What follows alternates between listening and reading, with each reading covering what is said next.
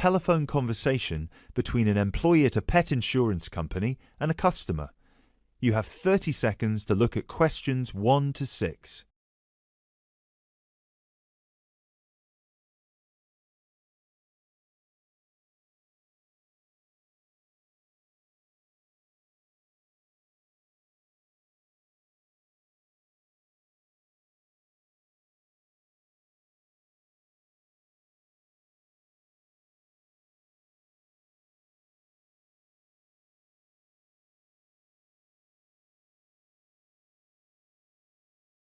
Pet Protect UK, how can I help? Oh, hello there. I'm calling to inquire about your pet insurance plans. Of course, just give me a second, please. Sure. So, have you checked our website already to see the options we offer? I've had a quick glance, and I think I'm interested in the basic plan. Great. I need to just ask a few questions first then. Is your pet a dog, a cat, or a rabbit? It's a dog. And is it a puppy or... No, he's 3 years old. Right. May I ask, has your dog been insured before? I just adopted him from the rescue center last week, and I think he'd been there a while, so I doubt it. Okay, so you've had him for a week then. That's correct. Great. I apologise for asking this, but your dog, what's his name by the way? Fenton. Fenton, is that spelt with an F? Yeah. Fenton. Great. Thank you for that. So, according to the rescue centre, has Fenton ever attacked, bitten, or been aggressive towards a person or another animal? No, not at all. Excellent. And is he a guide dog or... No, just a house pet. Great. And you said he's 3 years old. Do you know the exact date of birth? Oh, yes, it's on the adoption certificate. Just give me a sec. It's May 19th, 2013. And do you know, has Fenton been neutered? Yes, he's been castrated.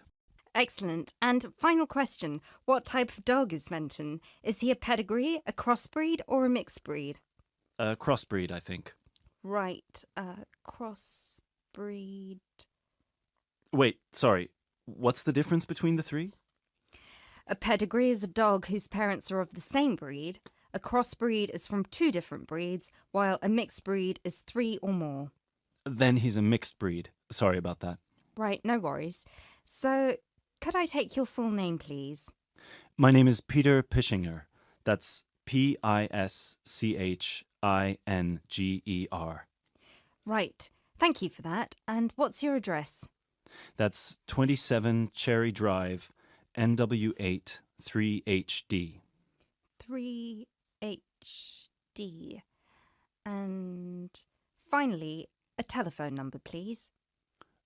020-3634-7957. Thank you.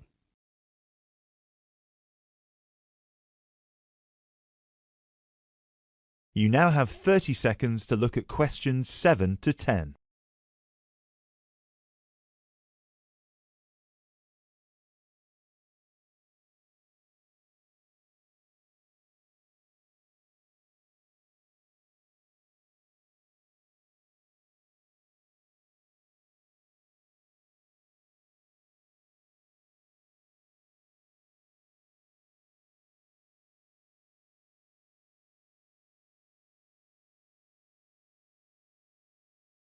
Now, you said you were interested in the basic plan. Is that correct? Yes, that's correct. May I ask, are you planning to switch insurance providers after the first year of your pet insurance, or is there a possibility you might renew with us? I haven't really thought about it. Why? The reason I'm asking is because if you plan to renew with us, it might be worth considering our premium or ultimate premium plan. With the basic plan, you will have to pay the same fee of £8 per month regardless of how long you stay with us. If you choose one of our other 2 plans, though, you will receive a discount for the first 6 months. You'll only have to pay £12 for premium and £15 for ultimate. And then, depending on your circumstances, you might be eligible for further discounts after your first year, depending on how many expenses you claim. If you claim less than £300, you'll have to pay the same as for the basic plan, but receive the cover provided by the premium plan. Huh. Is that something you might be interested in? I'll have to think about it. Is it possible to switch to one of the other plans later on? Yes, of course. You can always upgrade. Let's stick to the basic plan for now then, and then I might call you back to switch. No problem.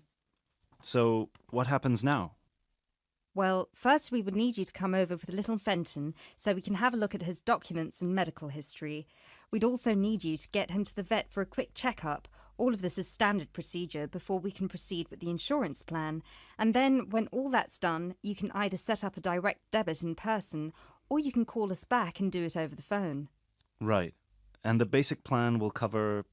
Well, the basic plan covers veterinary fees, obviously, plus a few more things such as boarding costs, loss by theft or straying, advertising and reward, death by accident or illness. You can find a comprehensive list on our website, or I could forward it to you via email if you prefer. Thanks. I'll check the website. No problem. So, shall we book you an appointment so you can come over?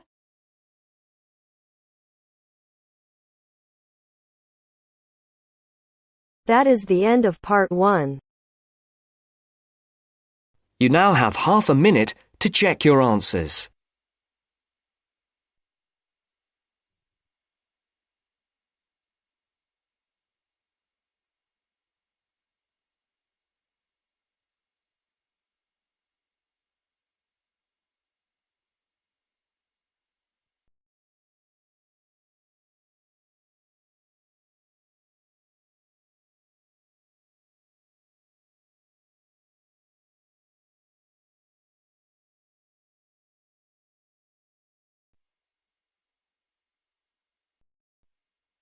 Now turns to part 2. Part 2. Listen to the guided tour commentary and answer questions 11 to 20. You now have some time to read questions 11 to 20 first.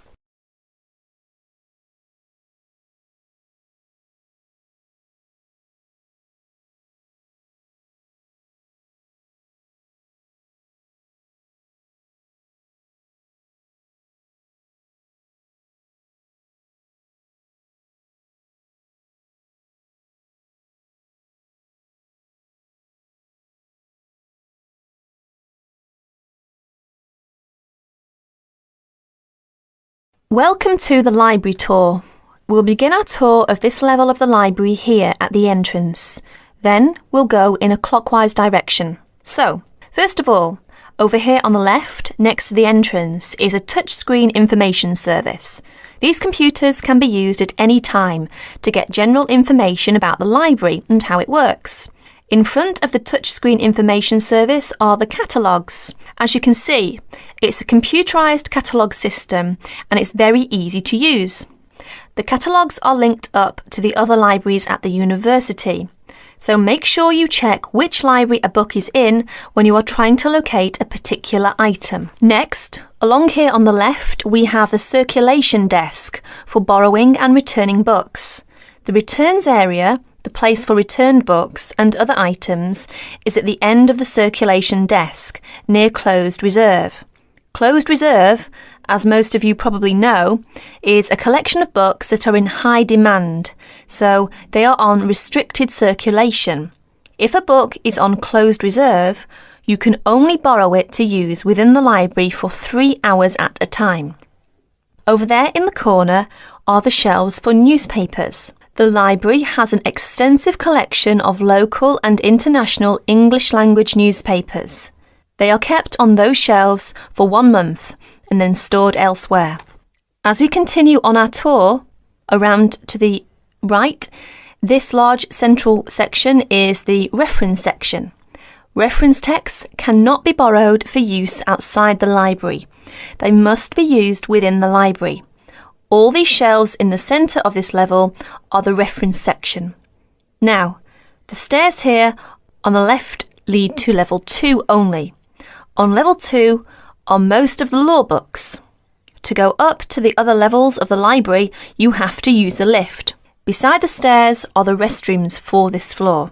Now, as we walk around this corner to the right, this large room on the left is the Audio-Visual Resource Centre. You can come here if you wish to listen to a tape or watch one of the library's videos. Next to the Audio-Visual Resource Centre is the photocopying room. There are 15 copiers for student use, and we've recently added a colour copier. The system for copying uses cards, not coins. You can buy a photocopy card from the technician in charge of the photocopying room or from the information desk if he isn't here at the time. On our right, these work tables are for student use, especially for small groups to work together, or you and your colleagues can use the conference room, which is that small room there next to the lockers. You can work on group projects in the conference room without disturbing anyone, and there's a conference room on each level of the library. The round desk in front of the lockers is the information desk. If you need help using the catalogues or you need to organise a loan from another library, the information desk is the place to come. And finally, here, beside the exit doors, these two shelves contain current magazines and journals. Like the newspapers, they are kept here for a time and then stored elsewhere. OK, that's the end of the tour of this level of the library. I'll leave you to look around yourselves now, and if you need any further help, please ask at the information desk. That is the end of part 2. You now have half a minute to check your answers.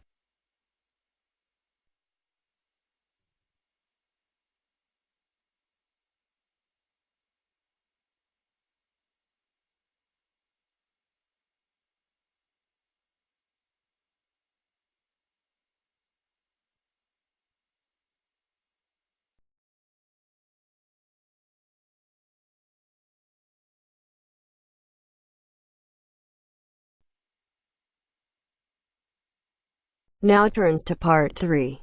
Part 3. You will hear a conversation between 3 students who are preparing a presentation. First, you have some time to look at questions 21 to 25.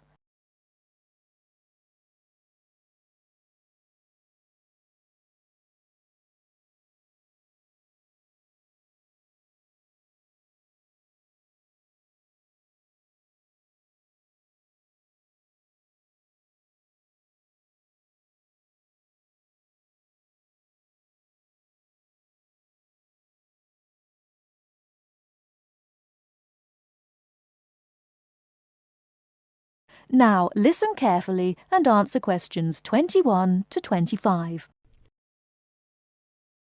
Hey guys! Oh, hey Gail, you made it. Yeah, sorry. I was stuck at the library paying late fees. Have you guys started going through the data yet? Yeah, we've already collated it and we've started designing the graphs we're going to use in the presentation. Oh, really? That's fast. Well, anyway, here's what we've got so far. Okay, so... Wow, 38% said they thought about quitting school in the first year. That's a huge number. Yeah, and only 10% said they were happy at school from beginning to end. Amazing, isn't it? Yeah, I thought the majority would be happy here. Well, just remember that about 30% of the school population are foreign students, and from the UK students, only 2% are actually from the area. So, I guess it makes sense that people would miss home. Yeah, but to want to actually quit school... Well, they didn't want to exactly, they just thought about it. Okay, so how should we organise the presentation? What did you guys decide? Well, Kevin and I were saying that we should start by explaining what the topic of our research was and how we decided to collect the data. So, I'll start by saying that our topic was how first-year students felt a month after beginning school, and how their attitudes progressed and changed by the end of the academic year. So then we were thinking that I should explain that the population we want to study was obviously first-year students, but because we need their complete experience from the beginning to the end of their first year, we'd have to actually poll students in their second and third year. And then we said that you should explain how we access the population. So I'll say that we got the permission from the school to go to different classes from different departments and hand out the surveys in paper form, right? Right. and that it took us about 3 weeks to complete this part of our research. So then we need to describe the 3 different areas of focus of our survey. So Lindsay can do that. Say that the survey had 3 sections. The first one asking just some general questions about the age, gender, nationality and field of study of each student.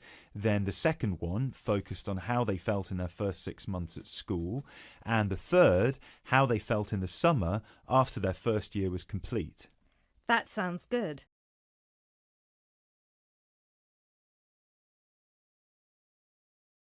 You now have 30 seconds to look at questions 26 to 30.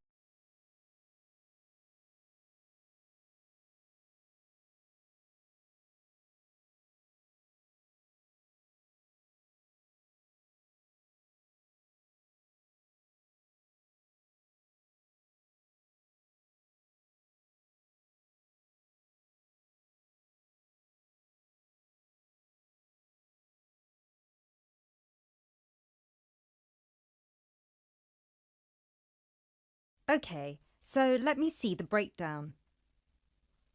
Okay, so we've got an equal distribution of boys and girls. That's good. Almost equal.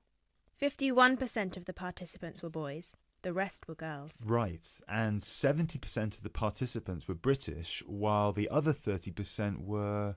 10% were from America and Asia, 2% were from Africa, and 18% were European. We had a small number of Australians as well, 0.03%, so I guess Europeans were 17.97% if you want to be precise. Which we should. Anyway, and obviously the age was all 20 or 21, with a few 19-year-olds. Only about 5%. No, wait. 4%. Right? No, it's 5%. Look.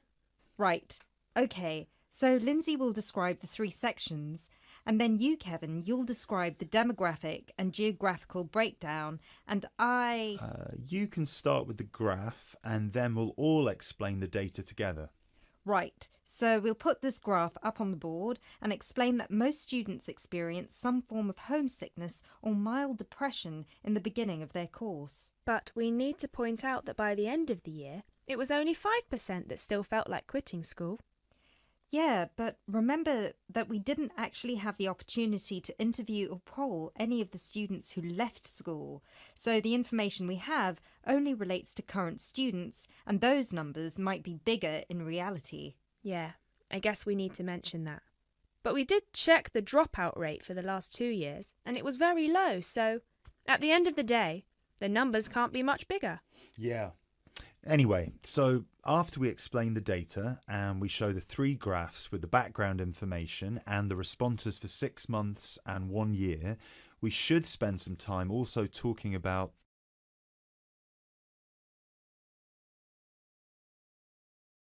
That is the end of part 3. You now have half a minute to check your answers.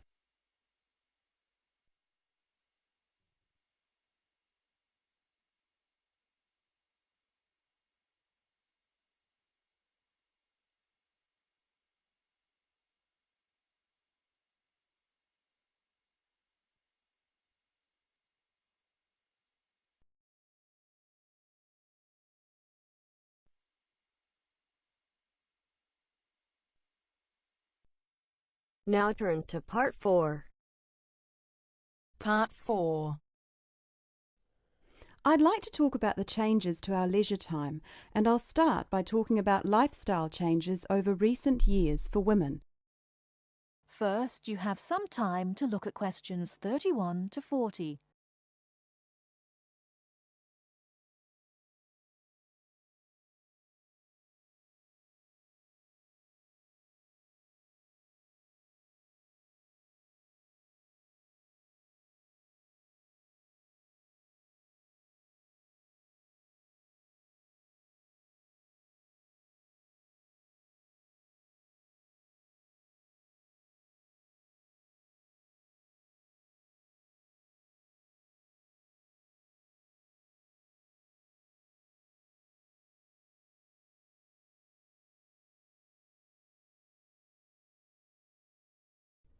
Now listen carefully and answer questions 31 to 40. I'd like to talk about the changes to our leisure time, and I'll start by talking about lifestyle changes over recent years for women. As we all know, the wife and mother of the family has traditionally been responsible for organising and completing household tasks for the family. However, particularly over the last decade or so, we have seen a greater number of women continuing to work after marriage and returning to work after having children. This has significantly reduced the amount of time available for household chores. The result is that nowadays the majority of people own and regularly use products such as dishwashers or microwaves. The modern family often considers hours spent on cleaning and cooking as a waste of valuable time, and generally we are all interested in finding ways of reducing the number of hours we need to devote to such tasks. While washing machines have long been thought of as necessities by families, nowadays so too are microwaves and dishwashers. These goods can drastically reduce the amount of time we need to spend running our home and increase the amount of time available not only to go to work, but also to spend on leisure pursuits. As society develops and we become richer, we put more value on our leisure time and our possessions. The richer a society, the more demanding it becomes. People are no longer happy to work long hours for little return. Expensive holidays, expensive clothes and cars all become more important the more materialistic the society in which we live. Acquiring things and joining the race of acquisition means that modern society spends a lot of time and money purchasing unnecessary goods. Although expensive and persuasive marketing techniques are partly responsible, the demand for such goods often comes from young professionals, those with the money to endlessly upgrade things simply because a better model is made available. Our obsession with the newest and best products available, while good for the economy, can also have a negative impact on the environment.